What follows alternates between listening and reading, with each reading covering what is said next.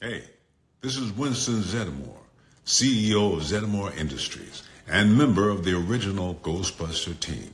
You're listening to Why We Bust, brought to you by the Windy City Ghostbusters and Memoriam Development. We're talking about members in the community and giving back. So suit up, shut your traps, dial in your PKE, and keep busting because it still feels good. And before you ask, no, I did not catch the number of that ghost train. Sorry, I missed it.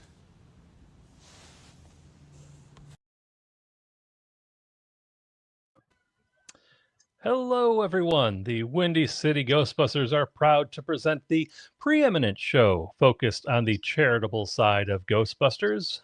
We ask all the questions trying to figure out why people dress up like khaki covered exterminators lugging around 30-pound light up backpacks, all in the name of putting smiles on people's faces and just figuring out what makes them tick. This is Why We Bust, and I am your host, Patrick Calvert. And today we have a very exciting show where we're going to talk about some changes to the Ghostbusters Give Back program. And directly related to those changes, we have Steve Szyndrowski from the Windy City Ghostbusters, the charity liaison and former president. And we have Justin Wright from the Oklahoma City Ghostbusters. And Justin, what's your title over there? I'm actually a founder. One of the founders. I used to be president, but we kind of have a board now, so it kind of rotates that in and out. So Sure. The Mhm. former president and founder of the Oklahoma City Ghostbusters, Justin Wright. And thank you both for being here today. I appreciate it.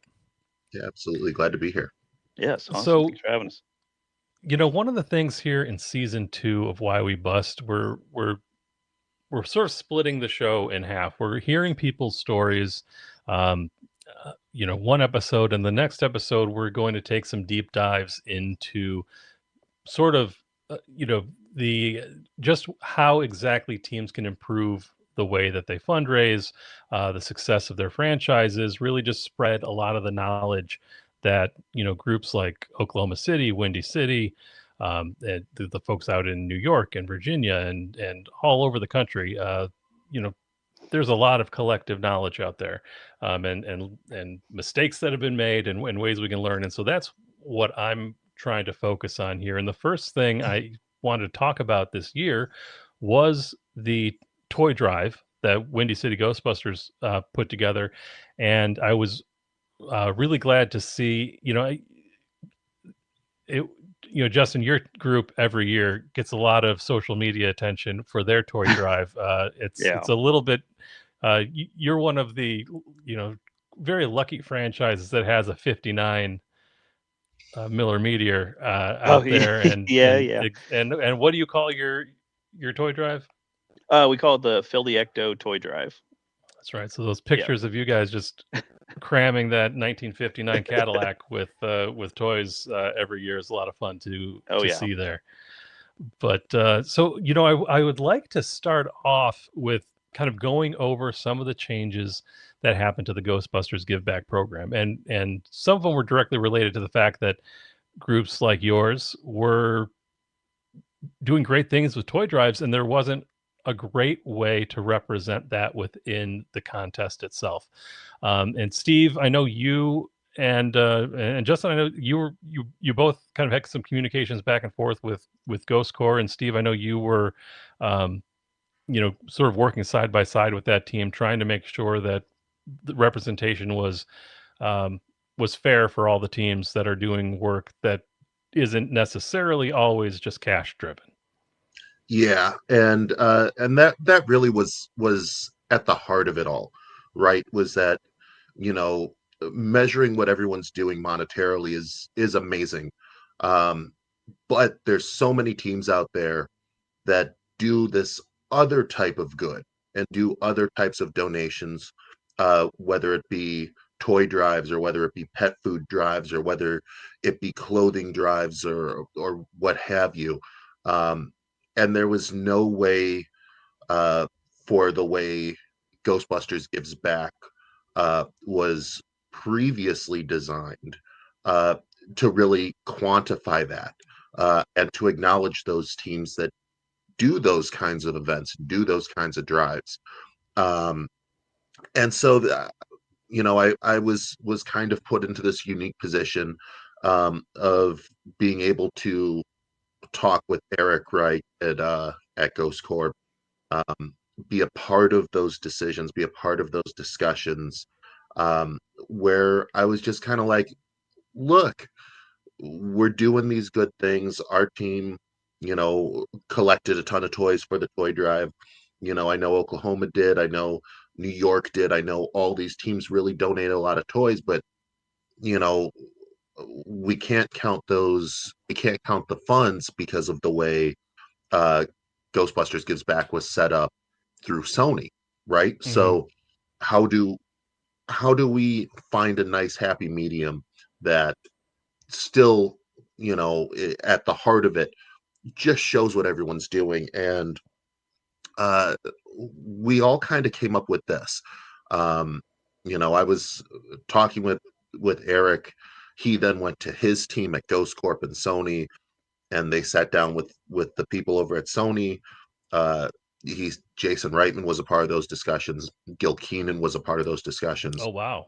Everybody that was at the top of Ghostbusters and creating Ghostbusters were all in agreement that this was something that needed to be recognized as well. Um, and that's how uh, the second kind of measurement was created.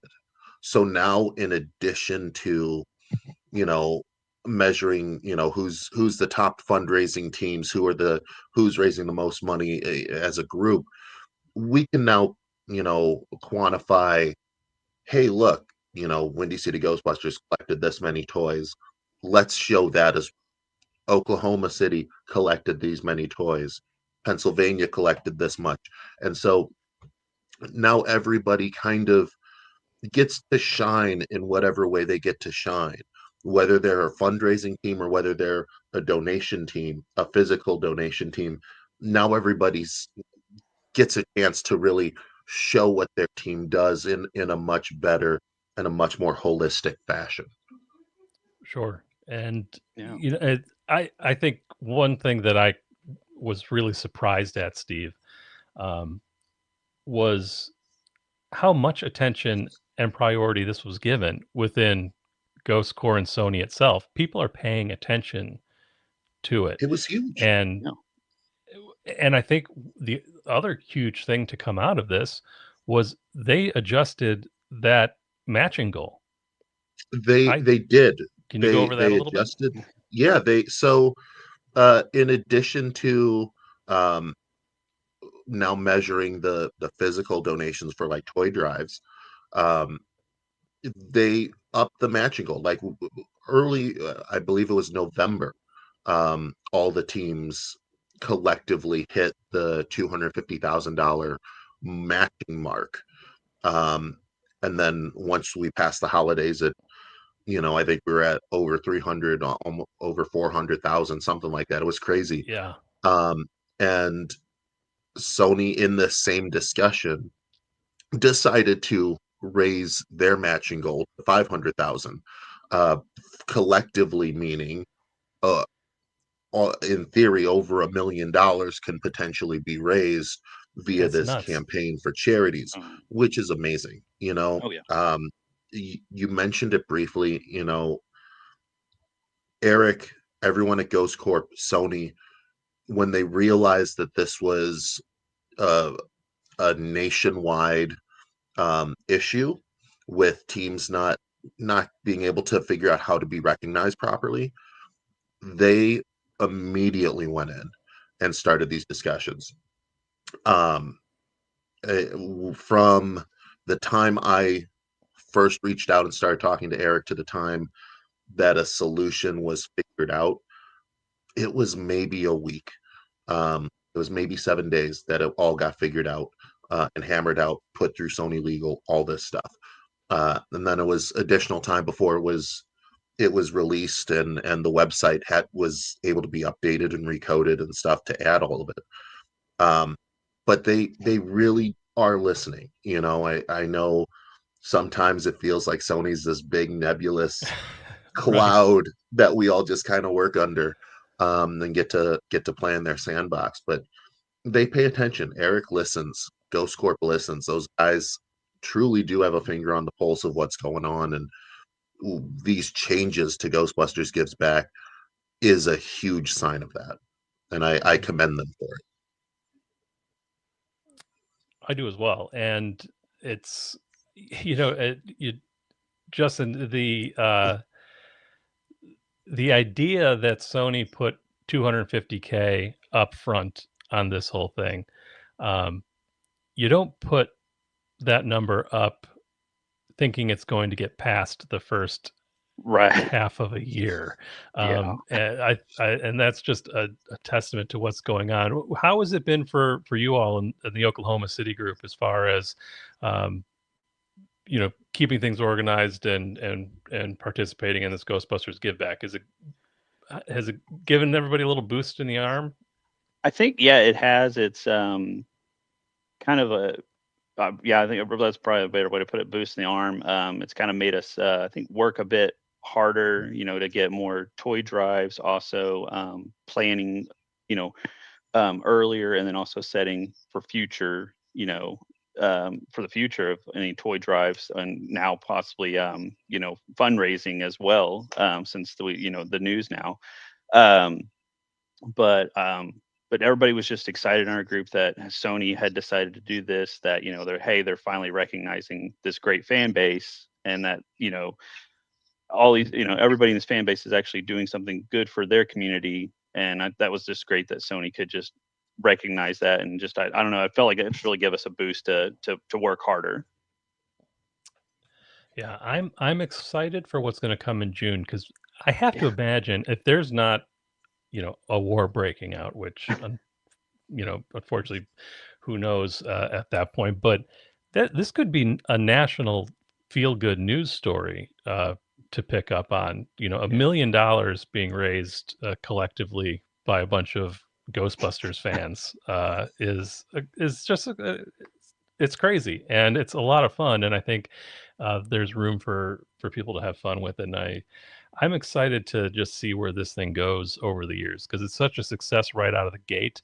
Um, I can't imagine it would stop. And even if this is happening on a year where there's going to be a major film release, or it's a huge goings on, I imagine it's going to just break all sorts of records. So this is going to be kind of an exciting time here to be a part of franchises, and Oh, and I think this also is going to be a good transition to go straight into kind of talking toy drives a little bit. And we already have some questions. Lewis, you asked about items being counted and all that, and we will go over that. So hold tight on there. And hello to everybody in the chat. We appreciate you making comments and joining us. But Justin, we'll start with you. The toy drive that Oklahoma City puts together every year, is that your big event? Is that your sort of yeah, big, that's not money maker, but your big effort of the year? Yeah, I mean, pretty much that's a lot of our focus is on, is in Phil the Ecto toy drive. That's what our toy drive is called. So if you haven't noticed, we do have a 59 millimeter that we use on most of our toy drives whenever we can get it out. And the goal is to pretty much fill it from the front seat all the way to the back and brim, and then if the extra, that's gravy right there. We get, fill our Ecto support vehicles as well. Mhm. But yeah, our primary focus on throughout the year is working on that, trying to plan out all our toy drives, and also getting with past events, like venues, working with them, saying, hey, would you like this to come out again? We still on. So and I don't know if I'm jumping ahead, but that's also good, is working with small businesses, or even kind of the big chains as well, because Mhm. not only does that like get them exposure, especially for small businesses, especially like if it's a toy store, or especially like the Lego stores, like the bricks and minifigs stores, that Mhm. always gets them a lot of exposure as well. So, but mainly it's really that's our main focus throughout the year, is to fill the Ecto toy drive. Gotcha. And Steve, I think we've talked on the show before about sort of the origins of you putting the toy drive together. Yeah. But would either of you kind of be able to, so let's say a franchise is seeing that this is tracked and they want to, maybe they've dabbled, but they really want to put together something that's, you know, clearly organized and is going to be able to really, you know, make an impact. What are some goals that you might have kind of put together up front, or what are some things that you make sure, okay, when you start every year with your blank sheet of paper, what are the things that you know you need to make sure are in order before the first box is being constructed? Yeah, I mean, luckily for us, we have a team that's so well engaged on things. It makes my life a lot easier than having to do something solo. Um, it's a lot of it, but it's finding that team of members that I'm like, hey, I need 6 people. I can't do this by myself. Are you guys willing to go boots on the ground, go to different locations, go basically cold call a couple stores and try and see if you can get in. I then go to the social media team that we have, and I ask them, hey, can you put together a little one sheet uh, that talks about what we've done in the past, who we are. Make sure for us, we're a 501c3 team. I make sure that that's clearly mentioned so that they know we're not, that we're a legitimate charitable organization. And then we go knocking.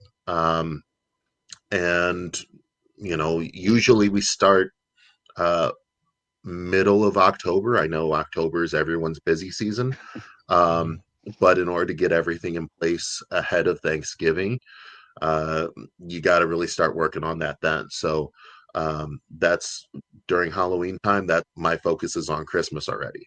Right. So and then we go to door, door to door. Like Justin said, small businesses are such a huge part of our toy drive. We had 20 locations this year. The majority of them were small businesses. They were comic book shops. They were tattoo parlors. They were um, educational toy stores. Those accounted for the largest chunk of what we were collecting. And then also some chain stores. This year we happened to stumble upon the fact that uh, at least by us, the Dollar Trees like to do charitable things at Christmas time. Well, So that's we ended up, fantastic. yeah, so we ended up getting boxes and boxes full of toys from the Dollar Tree, from 2 different Dollar Trees, um, that they just filled up. So it's all a lot of effort. It's a lot of work.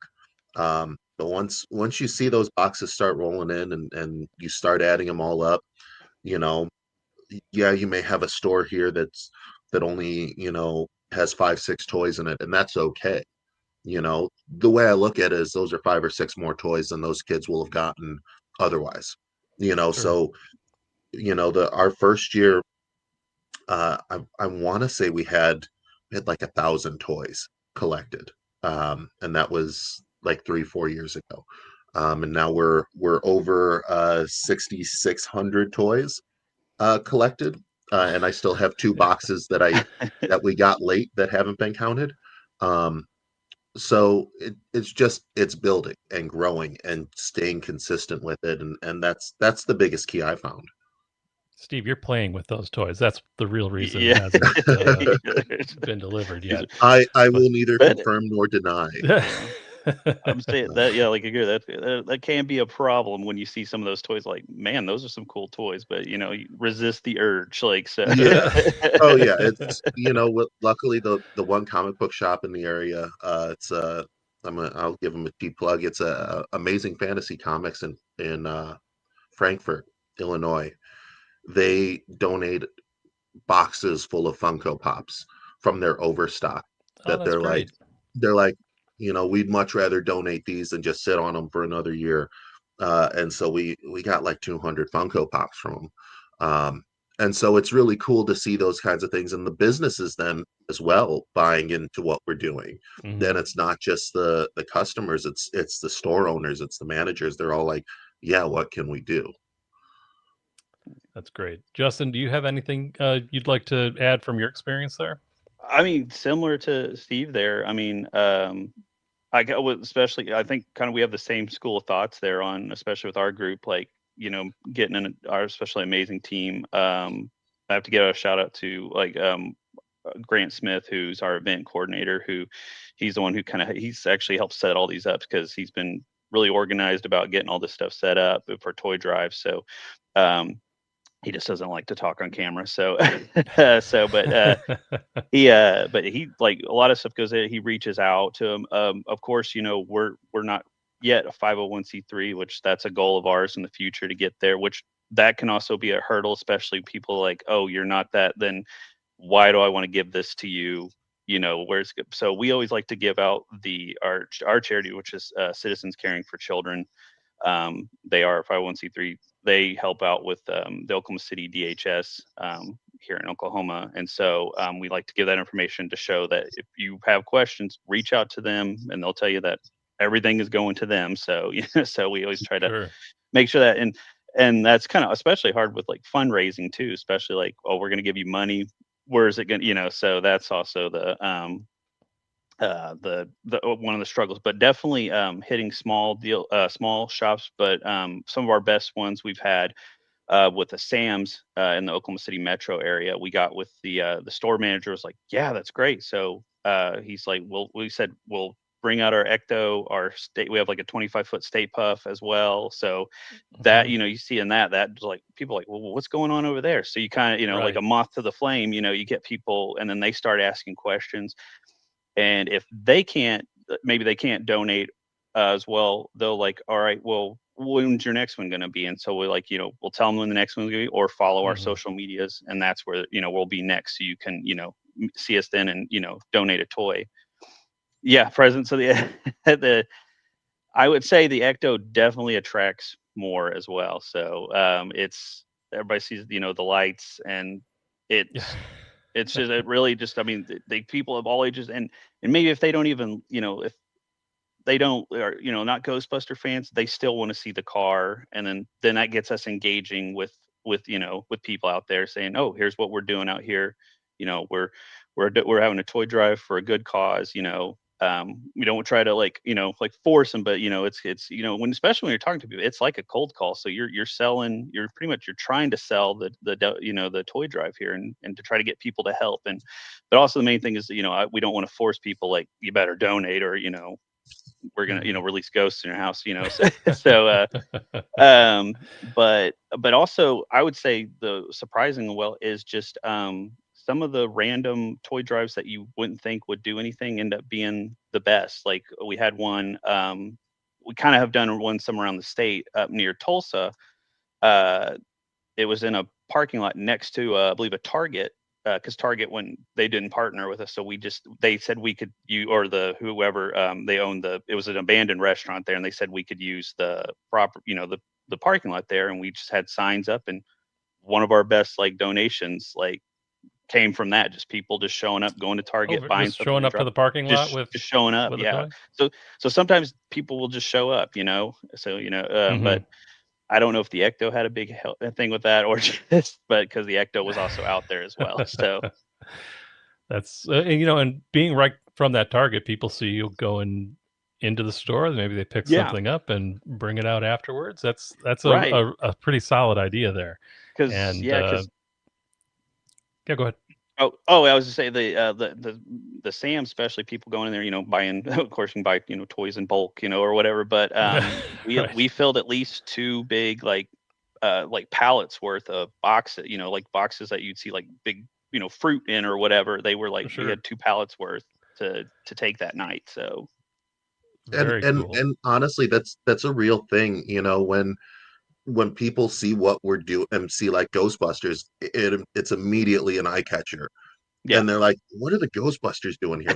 What's this all about? yeah, And then it opens the door for you to talk. I mean, We do, as a part of our toy drive, we do a shopping spree at our local alleys. And so uh, in that, we get a handful of guys, and we take some of the money that we've raised throughout the year. We take Steve, a I think percentage, and we might, yeah, we might be on the same break because that's what we do. We go to Ollie's as well, and yeah, so it's so great.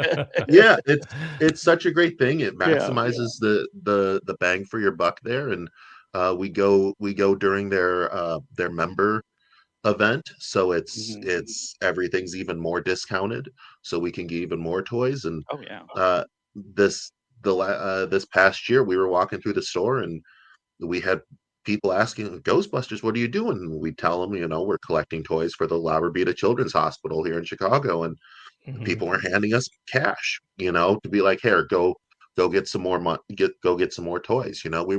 We checked out, and I'll never forget this. We were checking out, and this dad comes up, and we have like 10 carts full of toys. um this dad comes up with his kid, and it's about 5-year old son, and he says, he saw what you guys were doing. I told him what you were doing. um he came in here to buy toys for himself, but he used his allowance money instead, and Ah, wants to donate this little kid shopping cart full of toys to uh, to the cause. And it brings out the best in people. It really Oh yeah. does, when they see what you're doing and they hear what you're doing. And uh, I'm so grateful to see that holiday spirit alive and well when we do this. Oh yeah. absolutely. Now, when you're putting this together, is there a way that you are um, kind of forecasting what you're expecting to get during the year? Do you have any tried and true methods to kind of help you out on that end? It kind of it's yeah it kind of goes it's so hard to forecast because like essentially our goal is to fill up the ecto to make sure it's filled from front to back. That's our goal.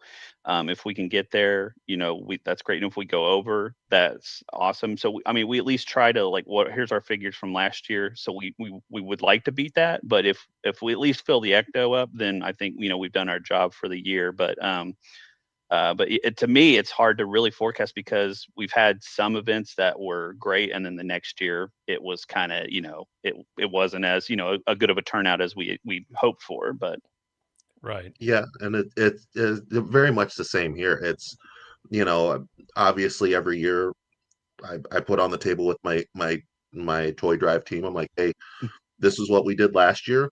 Goal is to exceed it.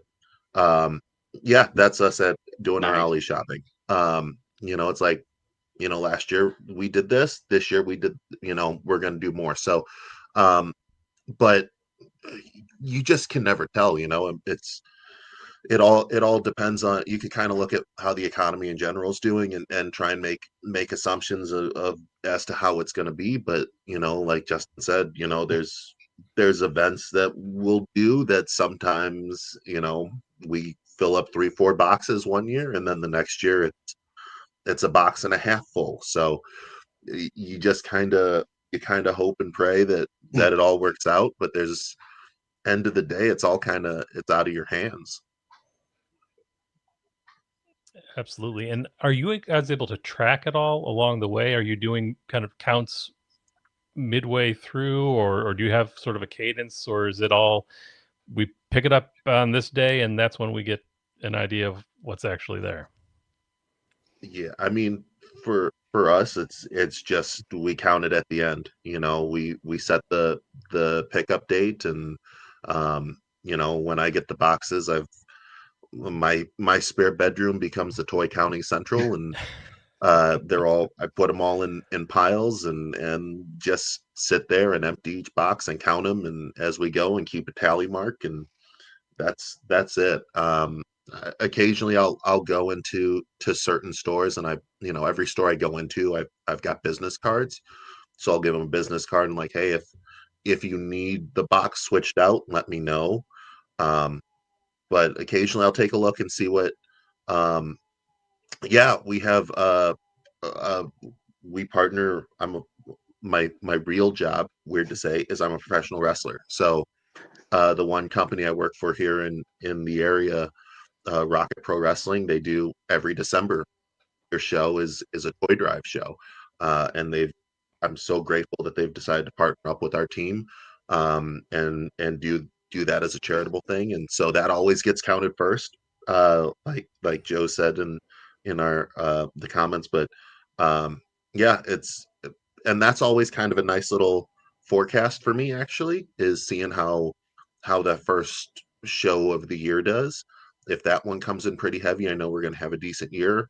If it comes in a little bit light, I know it's going to be a little bit of a lighter year. But yeah, it's usually wait and see till the boxes are picked up.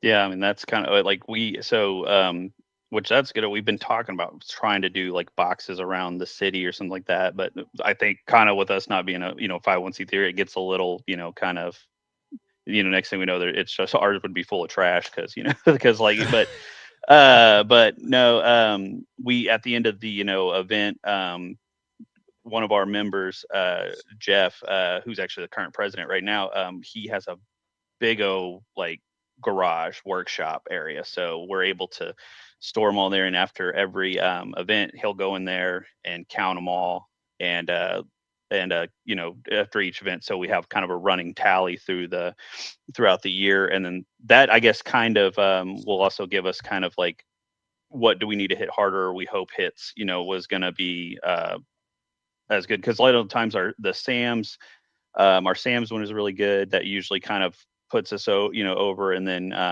that's kind of we kind of do those a little bit towards the end, kind of a final raw, and then also then our Ollie's trip will really kind of help us push those final numbers in there for the end of, because when they donate, because our charity they have to have it in by the first week of December so they can fill out all the Christmas baskets for the kids and stuff, and so that kind of gives us about where we're going to be, usually about I'd say towards the mid-November into November. That's kind of where we're like, well, okay, here's where we're going to be.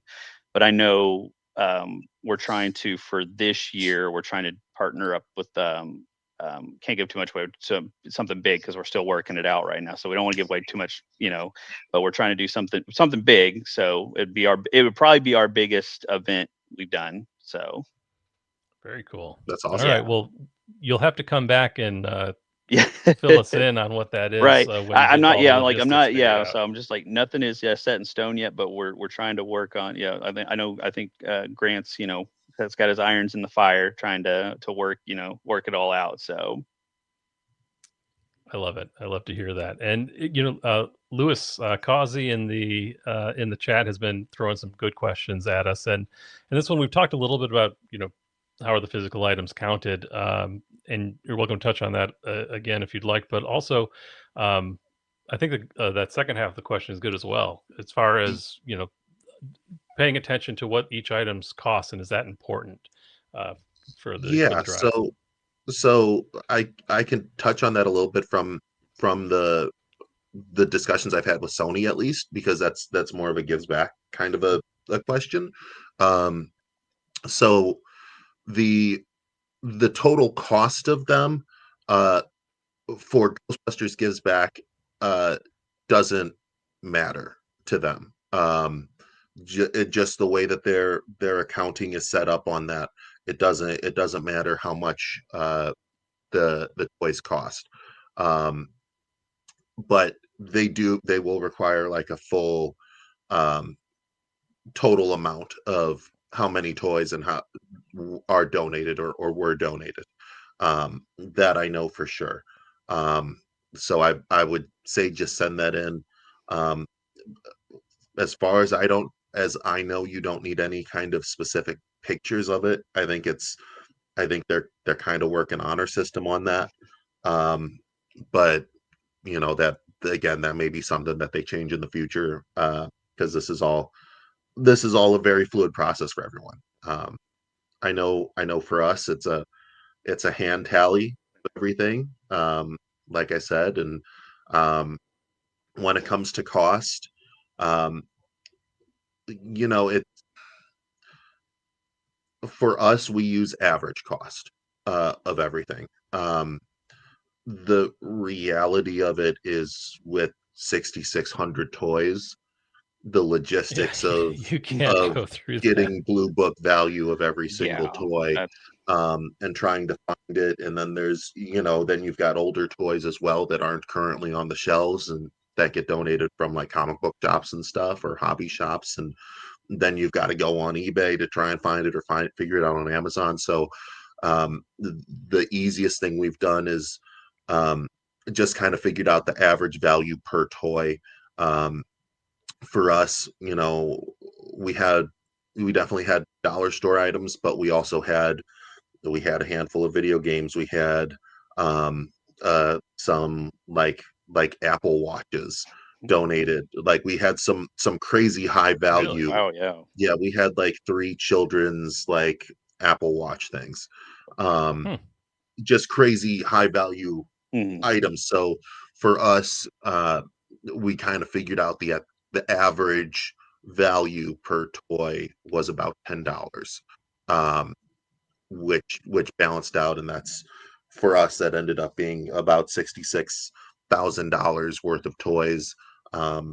Because for at least I don't know about for you guys, Justin, but our hospital requires a cash value receipt for everything that we donate, Mhm. physical or monetary. So That yeah, that was the same with Citizens Care. They do a monetary because that's what they yeah for a monetary amount. So that's I mean we on the side it's still we're counting toys, because that's how like you said was trying to find like the average, and then it's like using a little bit of because of like some a little bit of like Google, picks, and it's like, all right, here's mhm, this, what's this average, this, what's the roughly retail price of this toy, and then once we get all that, then we kind of start running averages of what each toy cost would be. So yeah, yeah. I yeah, mean, it's that first two boxes.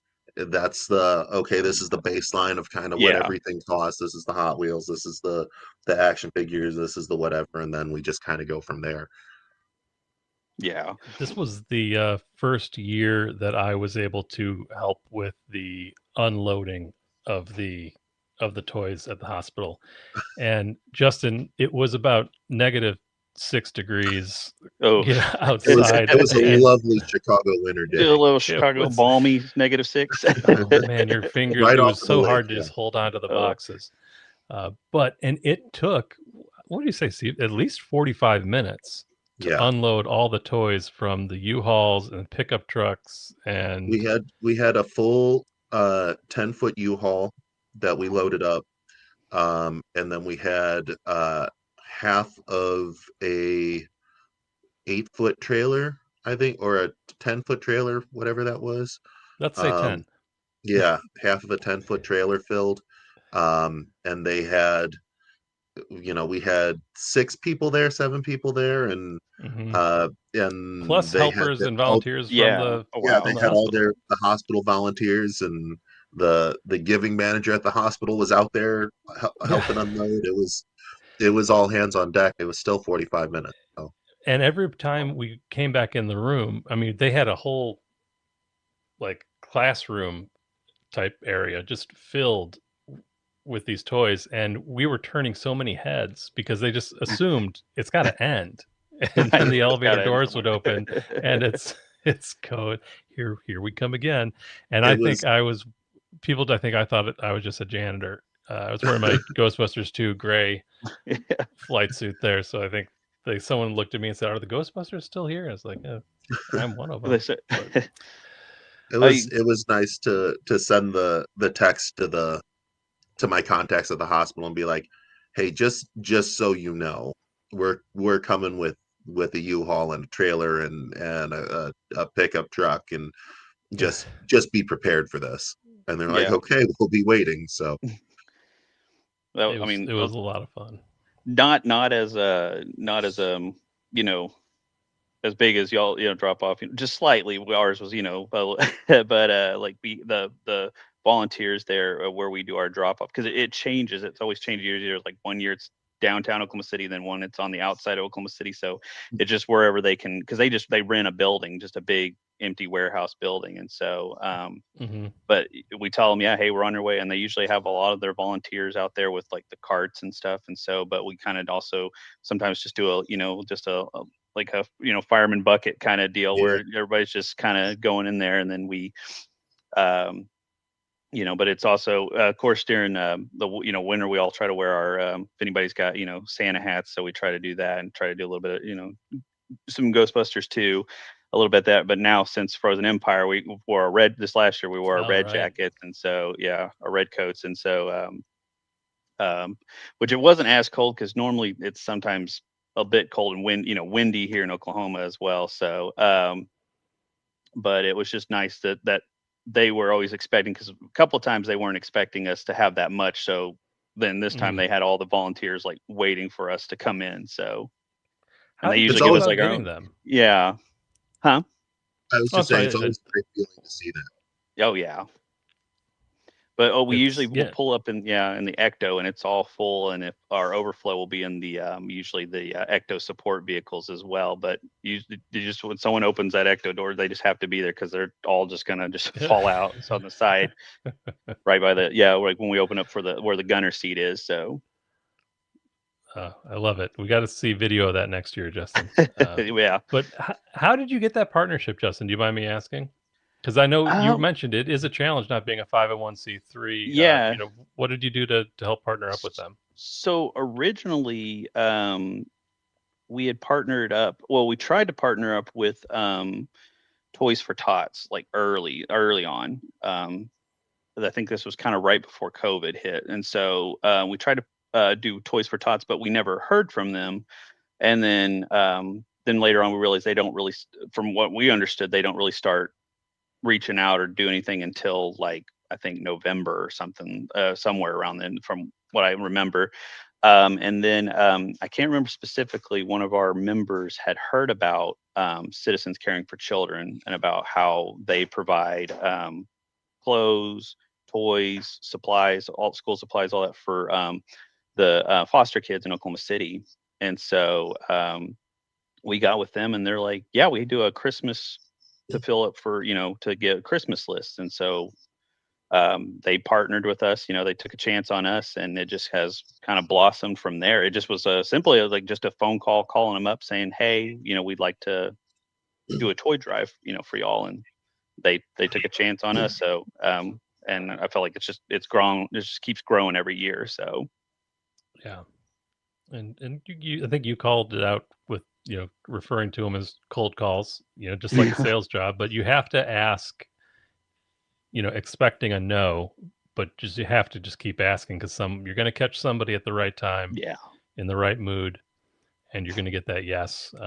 And Steve, how did we get you? I don't remember if I've asked this, but how did we get involved with La Rabida? I mean, that goes back to the start of the team. When Windy City was founded, 12 years ago now. We wanted to uh, help out not necessarily smaller charities, but less donated to charities. And obviously, in Chicago, there are multiple children's hospitals that all do amazing work.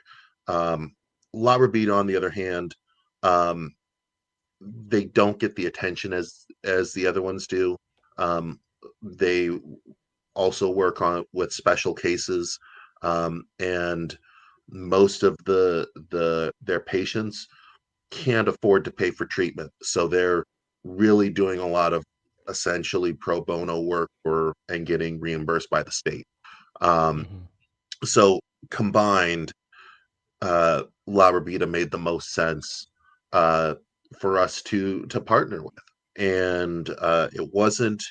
We would make donations here and there as we would make them for the first few years, 8 years of the team, 7 years of the team. 2020 uh, was the first year that they acknowledged us officially. Um, got a new social media manager in, and it's funny how things work. Sometimes it just takes one person. Um, and the social media manager saw that we were at Wizard World that year. We had been tagging them all over saying we're raising money for La Vida at Wizard World. Um, and we got a phone call from the hospital saying, "Hey, so I'm the social media manager, and I knew nothing about this. Can you give me a call so we can try and figure out this out? Because I'd love to promote it if you're raising money for us." Hmm. Um, and that just really snowballed into us starting to do visits because they then introduced me and our team to George, who's the head of their volunteer services. Um, and so we started to do more visits. And yeah, that's how it happened. It just kept growing and growing and growing. And every time uh, we do more, we get introduced to newer people. I'm the new CEO of the hospital is very familiar with us and what we do. Uh, this Christmas after after doing the toy drive, I got three different thank you letters in the mail, all from three different managers and higher ups at the hospital. So yeah, I mean it's crazy how it's grown, but that's where it came from. Very cool. And I think that Nice. is a good lesson for anybody, listening, as far as you just kept plugging away until they could not ignore us That's really any all it further. was, you know. Yeah. I mean, sometimes it's just like everything in life. It's the right person got into the right position, uh, which opened a door, which allowed us to get into the ear of other people. Um, and that's all it was. She saw what we were doing. She was like, "Tell me about it." I literally went into a corner at Wizard World in the convention hall and had a 30-minute conversation with her and was Mhm. like, "This is what we do. This is who we are. This is everything about us." And she was like, "Let me get a hold of. We'll talk more after this weekend." And it just blooms from there. So it's That's you great. just stick with it. And so I would also say, pick something that you're passionate about, because you're going to be speaking to this as well. You're pitching this. And I think, Lewis, you asked about, what's your elevator pitch, when you're approaching stores. And I think if you are passionate and you see the value in what you're doing and you know what the value of that is, it'll be a lot easier for you to translate that. So if food drives, or helping a homeless shelter, or school supply drives, like, you pick something that that you really feel comfortable with, and because it's all going, hopefully, to a good place. So it doesn't have to be a children's hospital or a children's charity, um, but definitely pick something that you have passion about, as that'll translate to the people you're talking to. But just to get to Lewis's question, do you have an elevator pitch? Do you is of that formalized in your head, or do you just kind of wing it each time?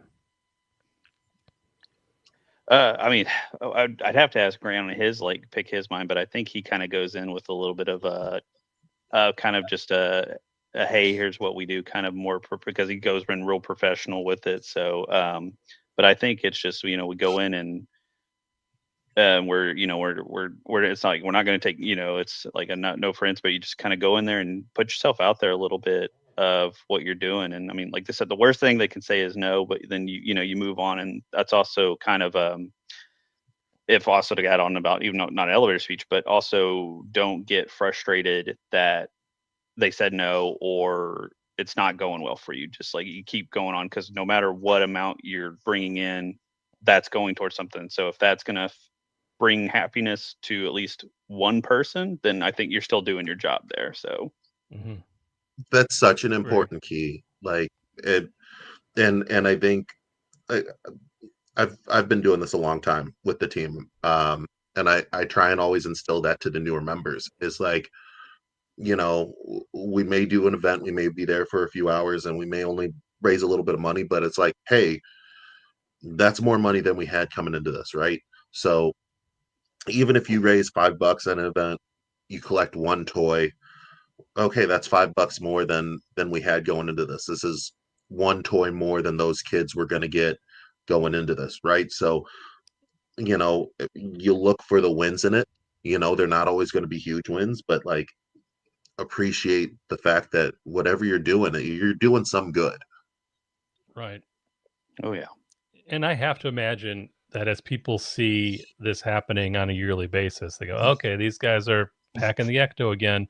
They can see this isn't a fly by night thing, that you must be doing something serious, and maybe they'll take you a little bit more seriously. So don't get Right. discouraged early on, um, with with how things go. But real quick, we only have a few minutes left. But let's say we're preaching to a group that's getting inspired.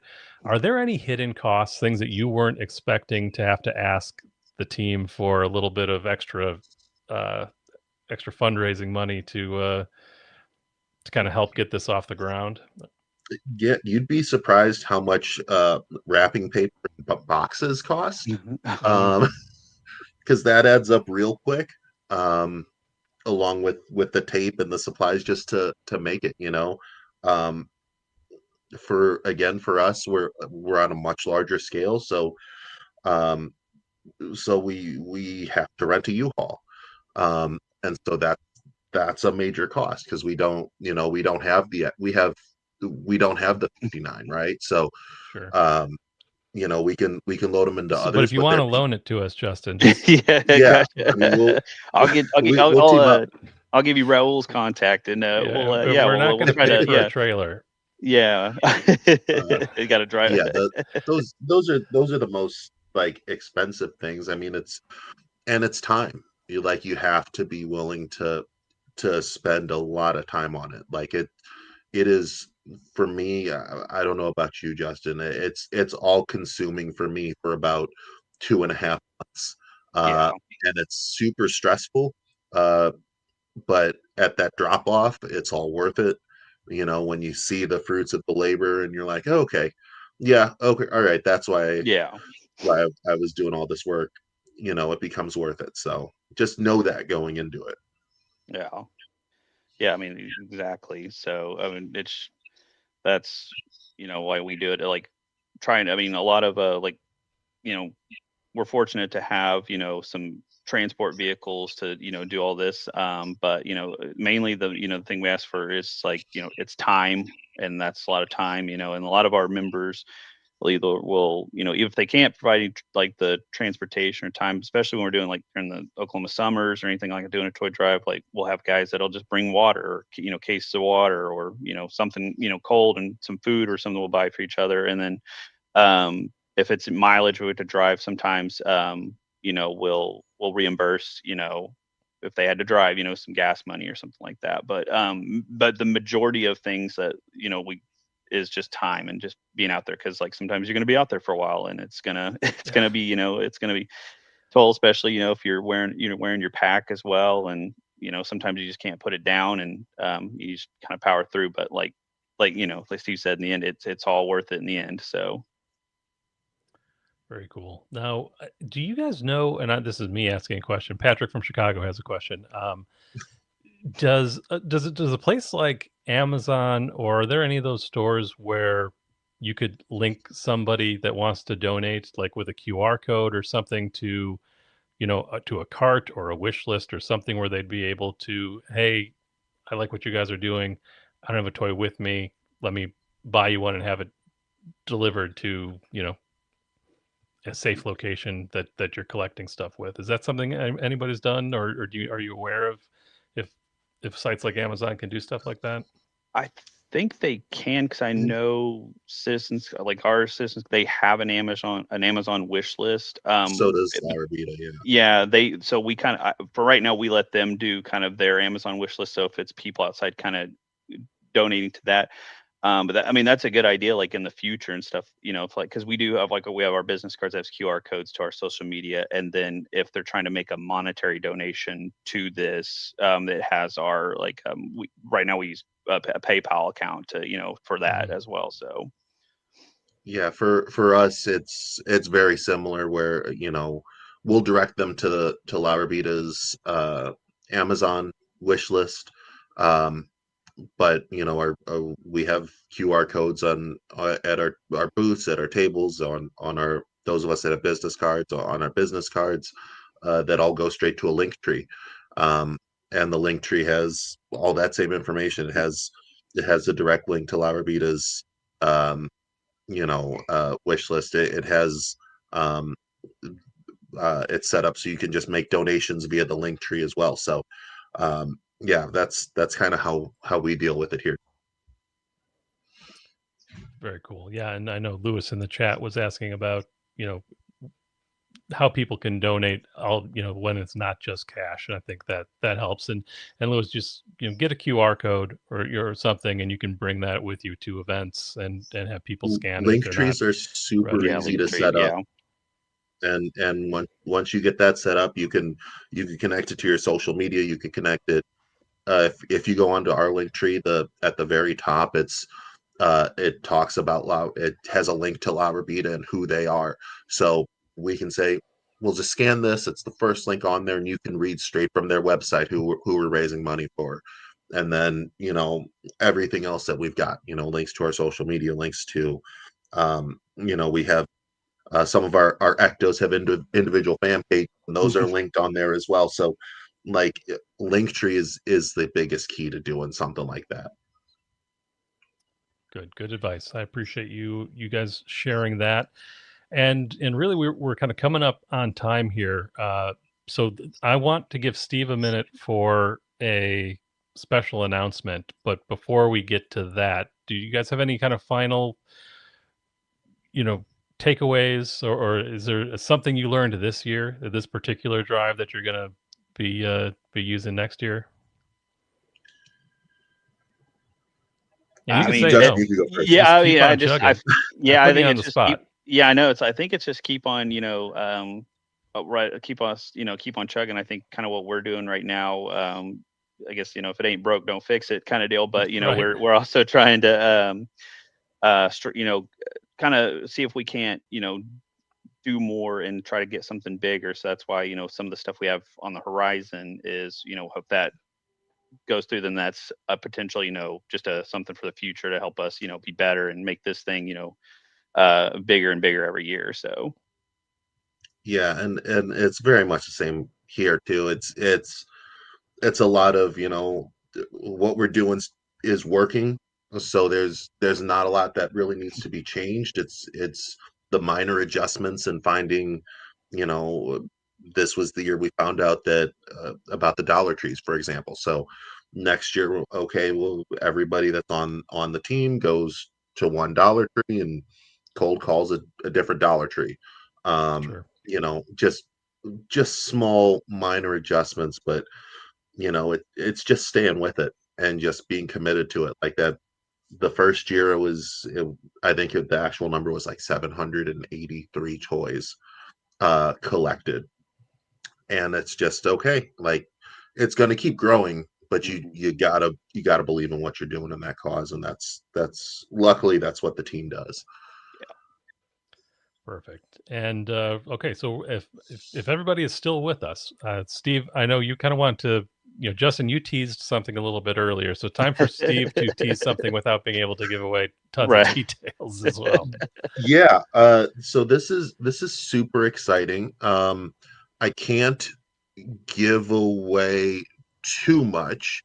So I got to be careful what I say. Otherwise, I'm going to have a lot of texts and emails tomorrow morning. Um,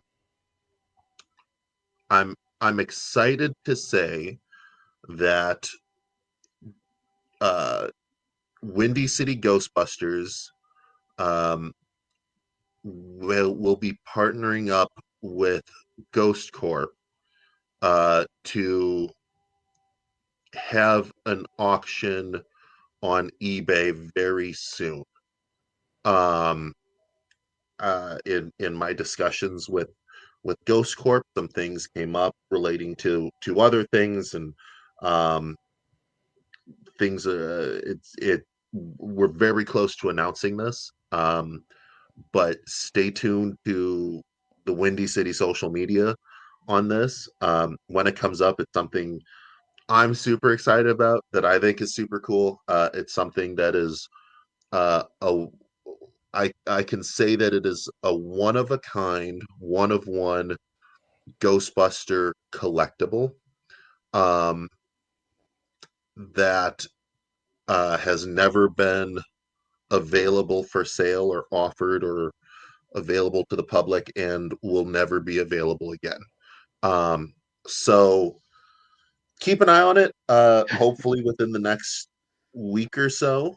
Got an email about it today, so that it's going through the higher up channels on getting approvals on things.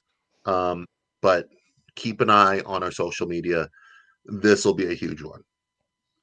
That's very exciting. Very exciting. Nice. And yeah, I'm excited to see what that announcement is. And I want to thank Justin. You're on vacation and you still joined us here today. Yeah, So yeah. thank you. It was still No, no sunny out problem. in No problem. California Hey, when yeah, you started. I know, right? Yeah, living the sweet life out here in Southern California is orange country. So. I can't thank you enough for coming by. It was a pleasure getting to talk to you and Yeah. learn more about what you're doing. And then please do reach back out when you have a little bit more to share on that project. Yeah, will that's do. in the works. Yeah. We'll be happy to Yeah. help plug that. And Steve, thank you for your time. I appreciate everything that you do for the team. And yeah, with that, I just want to thank everybody for watching, for listening. Please like, subscribe, as Podcast and Ray would remind you to do. You can find us on all of your favorite podcast platforms, Apple and Spotify and Stitcher. Leave a review, 5 stars if you can. And we appreciate everybody's time, and we will catch you in 2 weeks. Matt will be back with another getting to know a Ghostbuster interview here. So we're excited to really keep rolling here at season 2. So thank you everybody for joining us today, and we'll see you in a couple weeks.